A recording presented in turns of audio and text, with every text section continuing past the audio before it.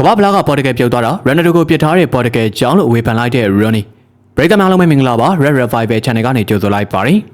ကမ္ဘာဖလားမှာစပိန်ကိုရှုံးပြီးတော့ပေါ်တကယ်ထွက်လာရတဲ့ပွဲကိုခင်ဗျားတို့သေချာပြန်ကြည့်ကြည့်ပါကွင်းထဲမှာတခုခုမားယွင်းနေတယ်ဆိုတာကိုဘောလုံးပွဲကြည့်တာကြတဲ့ပရိသတ်တိုင်းသတိထားမိမှာပါအဲ့ဒီမားယွင်းနေတဲ့အရာကတော့တခြားမဟုတ်ပါဘူးပေါ်တကယ်တဲ့ကွင်းလန်ဖန်တီးရှင်လို့နာမည်ကြီးတဲ့ Bruno Fernandes စီကနေအထောင်တိုက်စစ်မှု Ronaldo စီကိုဘောလုံးပေးပို့မှုတွေဖြတ်တင်ဘောတွေလုံးဝကိုရောက်မလာခဲ့တာပါပဲ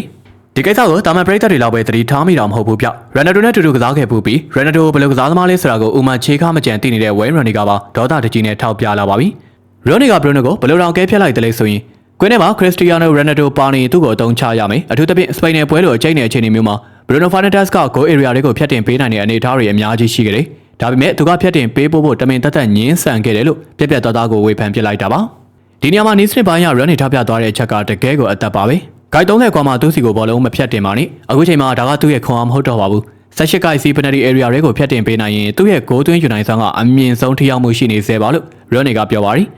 စဉ်းစားကြည့်ပါအသက်42နှစ်အရွယ်ရှိနေပြီဖြစ်တဲ့တိုက်စစ်မှုတစ်ယောက်ကိုကွင်းလယ်ကနေဘောလုံးတွေပေးပြီးတော့ပြိုင်မဲ့နောက်ခံလူတွေကြားတဲ့အတင်းဆွဲပြေးခိုင်းလို့ဘယ်လိုလုပ်ရတော့မလဲ Ronaldo ရဲ့လက်ရှိမှာကြောက်စရာအကောင်းဆုံးလက်နက်ကဂိုး area ထဲမှာနေရာယူတော့လေထဲမှာပြန်တန်းပြီးတော့ခေါင်းတိုက်တော့အဆုံးသက်သေးကြတာတွေပါပဲပြိုင်ပွဲတွေအတွက်အခုချိန်ထိအိမ်မက်ဆိုးဖြစ်နေသေးပါရန်နိုကကွင်းထဲမှာလက်ကပြပြီးဘောလုံးတောင်းနေတာတော့မှဘရူနိုကမမြင်ကြအောင်ဆောင်ပြီးတော့ကိုဘာသာဆွဲကစားတာတွေဘေးတိုက်ပေးလိုက်တာတွေကြီးပဲတပွဲလုံးလှုပ်သွားခဲ့တာပါ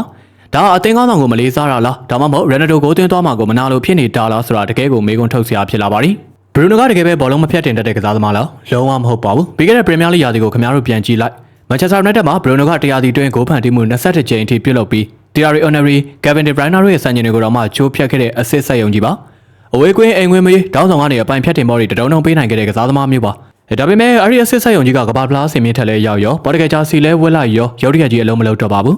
ကဘာဖလားပြိုင်ပွဲမှာ9ပွဲတိတိကစားခဲ့ပြီးချိန်မှာဘရူနိုရဲ့ကိုဖန်တီမှုကတစ်ချိန်နဲ့ပဲရှိပါရီဒါအတာမန်ဖောင်ချသွားတာခြေစွမ်းချသွားတာလို့ထင်ဖို့အရန်ကိုခက်ပါရီမန်ယူမှာတရားတီလုံးရရဆက်ဖန်တီမှုတွေလုံးပြခဲ့တဲ့သူကနိုင်ငံထဲမှာပွဲရန်ဒီပါဖြတ်တင်ဘောတွေမလုံးချင်တော့ဘူးရန်နိုကတောင်းရင်အောင်မပေးတော့ဘူးဆိုတာကနီးစနစ်ပိုင်းအမှားထက်စိတ်ဓာတ်ပိုင်းဆိုင်ရာအကွဲပြဲတစ်ခုကိုကွင်းထဲမှာရှိနေတယ်ဆိုတာအထင်သာပေါ်လွင်နေပါရီရန်နီမြင်လာလေဒီအချက်ပါပဲကမ္ဘာဖလားလိုအရေးကြီးတဲ့ပြိုင်ပွဲကြီးမှာနိုင်ငံအတွက်ကစားနေတဲ့အချိန်မှာကိုအေကိုရာအီဂိုရီကိုရှေ့တန်းတင်တာကတနိုင်ငံလုံးကိုတစ္ဆာဖောက်လိုက်တာနဲ့တူတူပါပဲဘရန်နိုကဂိုးအေရီယာထဲမှာပြိုင်ပွဲခံစီမှု2ယောက်3ယောက်ကြားကနေရုံးထွက်ပြီးနေရာယူပြနေတယ်လက်ကပြပြီးဘောလုံးတောင်းနေဒါပေမဲ့ကွင်းလက်ကဘရူနိုကဖျက်မတင်ပေးဘဲနဲ့အချိန်ဆွဲထားလိုက်တဲ့အခါကျတော့ရန်နိုရဲ့အားထုတ်မှုတွေကတဲတဲရေသွန်းဖြစ်သွားရပါရီရိုနီကတကယ်လို့ရန်နိုနဲ့ကစားရင်သူ့ရဲ့စွမ်းစားကိုတုံးရမယ်လို့ပြောခဲ့တာကဘရူနိုကိုတတိပေးလိုက်တာထက်ဘရူနိုရဲ့လောက်ရတွေကိုပြင်းပြင်းထန်ထန်အပြစ်တင်လိုက်တာပါ